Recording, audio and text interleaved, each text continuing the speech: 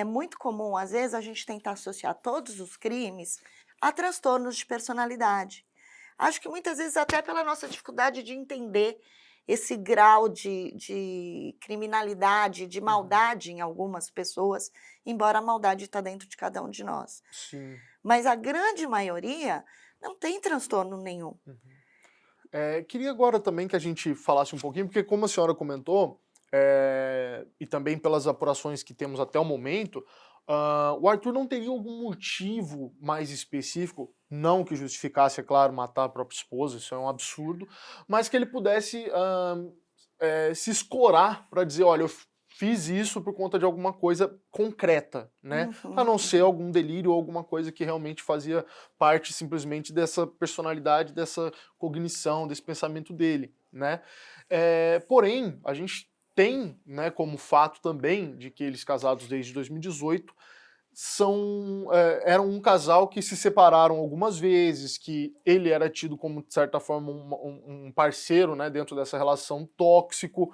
Ah, Além disso, um comentário que me chamou a atenção na rede social, mas é só uma conjectura, um comentário de rede social, mas que me chamou a atenção foi de uma pessoa que comentou que em algumas fotos que eles tinham juntos, que eram a maioria do perfil dela, de que com declarações de amor e tudo mais, de que ele teria escrito essa declaração, ele teria essa dominância, vamos dizer assim, né, com relação à rede social e tudo mais. Doutora Badaró, eu queria que você falasse um pouquinho, então, dessa suposta, a gente pode trazer assim, mas como se desencadeou de uma morte, eu acho que a gente tem essa liberdade para falar, Sim. desse relacionamento tóxico, né, se isso é uma coisa que talvez a Fernanda pudesse ter tido uma noção de que, obviamente, imagino que ela não esperava, né, obviamente, esse Uhum. fim que teve, mas tivesse sinais, como que a gente poderia alertar também pessoas que podem passar por relacionamentos que vão, vai e volta, talvez até essa posse de redes sociais, como que a gente pode talvez analisar esse caso, levando em consideração o possível contato, né, violento e também opressivo, né, que existia. Aqui a gente já está, de qualquer modo, tratando de um feminicídio, né, o caso Sim. já está sendo Uhum. tratado dessa forma. Quando a gente fala num feminicídio, a gente já tem, um contexto de uma violência doméstica.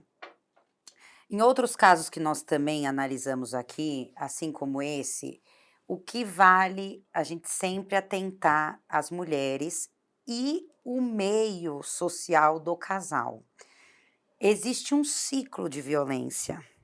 É muito difícil, não vou falar que é totalmente incomum, porque o crime acontece dentro das relações humanas, e as relações humanas nem sempre elas são tão previsíveis quanto a gente gostaria. Mas, n s geralmente, os autores de feminicídio, ou até de feminicídio tentado, eles já têm um comportamento, violento, um comportamento tóxico, né, como Uhum. a gente gosta de falar,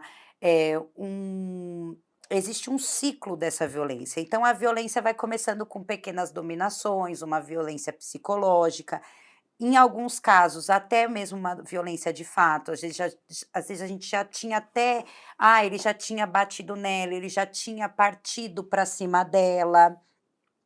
O caso é o seguinte, aqui o caso vai ter uma linha muito tênue entre esse amor que convivia com a possível doença que ele tinha, né, que é o que vem se ventilando nas redes, vem se ventilando na imprensa, porque é um caso recente, ou o fato dela estar num relacionamento abusivo, né. Nesse momento aqui, a gente nunca pode esperar que ela fosse prever, né, e que ela fosse calcular o risco que ela estava sofrendo. Mas o que eu quero deixar para as mulheres que estão em uma relação e que elas estão se sentindo, no mínimo, desconfortáveis com o que elas estão passando, ou que elas acharam que algo não soou bem, ou estão se sentindo invadidas na escolha da roupa, na escolha das amizades, estão se sentindo cerceadas em relação às redes sociais, por exemplo, o quanto é grave você, como meu parceiro, escolher o que eu vou pôr na minha rede social, Sim. escrever o texto por mim, né? Então, se você, que é mulher, aqui é porque a gente está falando um feminicídio, né? Tá se sentindo ultrajada ou tá desconfortável, procure um auxílio, né, de uma amiga mais próxima, de um familiar, de um psicólogo, de um advogado, de um policial, de uma policial. Hoje a gente tem delegacias especializadas no atendimento da mulher em situação de violência, então já não é mais um ambiente tão hostil uma delegacia de polícia, porque ela já é especializada no atendimento e acolhimento daquela mulher em situação de violência. Então, o que eu gostaria de deixar aqui para as mulheres em relação, João, a isso é que é evidente que alguns sinais já poderiam, né, estar acontecendo e a gente extrai isso. Sim. Eu acredito que a investigação também vai trazer, né, se havia esse relacionamento abusivo ou não. Mas, de todas as formas, já estamos diante de um feminicídio consumado. Sim, até porque a gente pode imaginar, né, que com o desenrolar mesmo dessa investigação, se essa relação deles estava realmente tão caótica e foi de vai e vem, devem ter registros em celulares, né, dos dois, mensagens e tudo mais. Porque é realmente uma situação complicada, né, um casal que, que estaria junto, né, em termos da parte legal, né, casado desde 2018, por mais do vai e vem a gente não teve nenhum registro de separação para depois reatar, separação que eu digo no papel, né, para depois reatar, mas é complicado, porque se ele realmente teve esse comportamento de cercear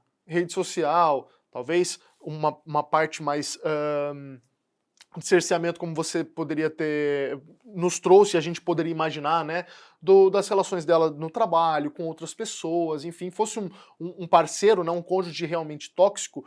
Eu queria perguntar, doutora Adamo, se esse comportamento poderia ter a ver alguma coisa com a esquizofrenia, se essa parte de obsessão, ela pode existir dentro desse tipo de condição.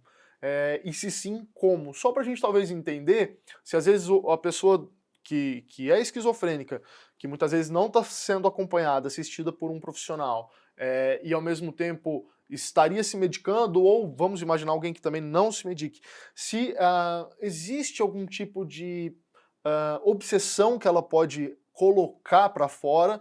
Nesse caso, a gente poderia imaginar apenas na parceira, ou se isso pode acontecer em alguma outra situação, em algo, em um hobby. Existe alguma coisa que a pessoa possa colocar como centro das suas atenções de uma maneira até exacerbada? Sim, Sim? sim.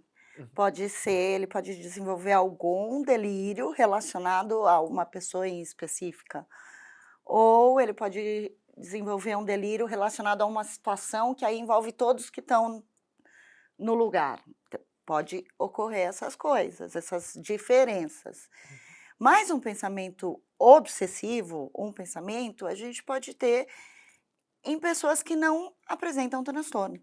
E ainda assim pode ser um pensamento que é muito cristalizado, que é um pensamento obsessivo e que me leva a agir de acordo com aquilo, e assim, em relação àquilo não há nada que me faça mudar de ideia. Uhum. Eh, o que a falta de medicação pode ter acentuado a agressividade, e esses conflitos que eles tiveram, de alguma maneira. Mas a esquizofrenia e qualquer transtorno, às vezes ele vem com comorbidades. O que que é isso?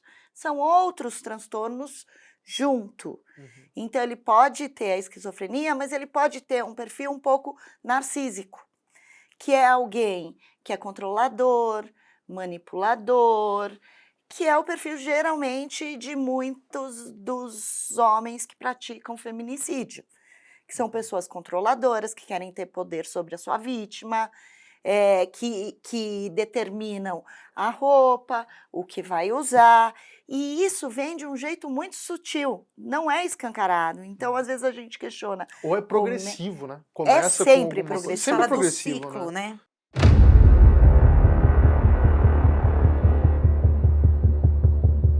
Lembrando que esse vídeo é apenas um corte. Para acessar o conteúdo completo, o link vai estar na descrição, no card ou na tela final.